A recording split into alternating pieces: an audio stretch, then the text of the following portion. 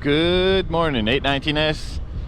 Today it's a cool one. I think it's 11, 12 degrees right now with a high of 14, so it's going to be a nice day, but it's a little on the chilly side. Today I want to talk about hand covers. So on the bike I threw my hand covers on finally. Hand covers work basically, there's two holes, one that goes through the grip, one that goes through the lever, and then you tie it up, and that's it. It just kind of flops here. It just sits there loose. There's one hole for your hand. You push your hand in, and then you can operate the controls, or you can operate the brake.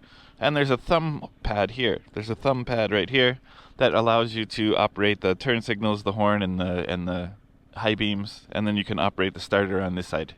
The hand covers I use are made of neoprene, so they're the same material that's used for like a wetsuit. They're pretty good at thermal resistance. They're pretty good at blocking out the cold air. Where the holes are for the grip and the lever, if you don't have them snug or covered tightly, you can feel wind blow in through the holes sometimes. So that's the only source of cold air that can come in.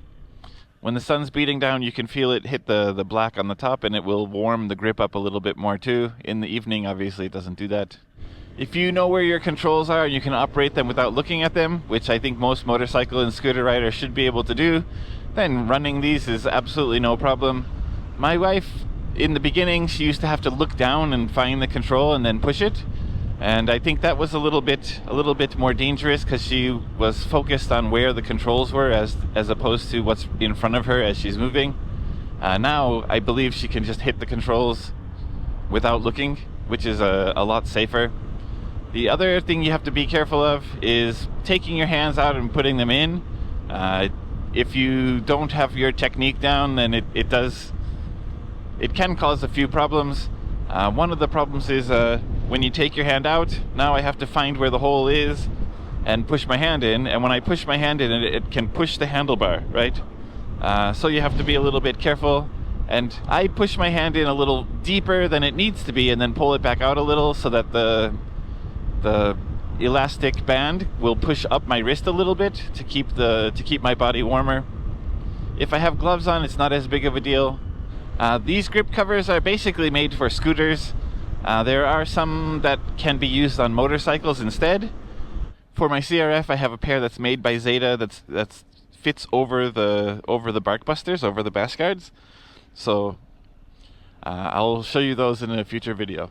Because the hand hole size is kind of limited, if you have a thick winter glove, it's probably not going to fit. So that's why I wear those workman leather gloves. They are not so thick, so they fit in this hand cover really, really well. The weather's supposed to get down to 5 degrees or 6 degrees a few days next week at night. So I think it's time to have these on the bike. It definitely makes a big difference on cold days. Yeah. The other thing is you can buy them at a home center and you can buy them at motorcycle shops. So it'll depend on your local dealers. In my experience, the home center is a little bit more affordable.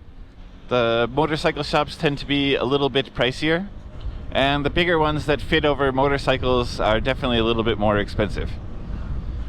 Alright, that's it for this one. If you're gonna ride in the winter, figure out the best way to keep yourself warm. Get out there and ride, and definitely always ride safe.